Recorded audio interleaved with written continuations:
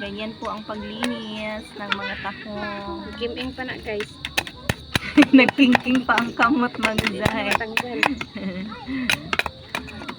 Ganyan po ang paglinis ng mga tahong.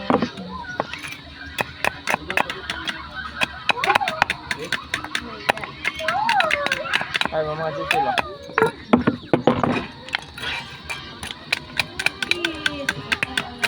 Kiss lagi, kiss.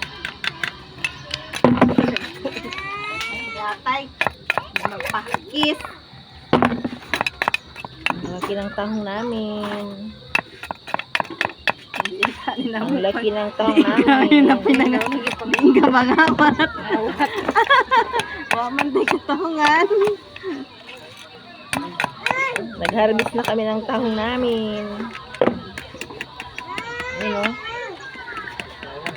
Ang laki, ang lalaki. Ay, baby. Ang lalaki ng tahing. Ayan ang mga tahing namin, ang lalaki. So mga Giant na yung tahong. paglinis sa English ano pa. Oyster. Hindi siya. Ang sisito ang oyster. Mussel. Mussel. Ano to sa English tahong? Tahing. Mussel. Tahing. Ano ba? Oyster mussel. Hindi oyster ang sisi.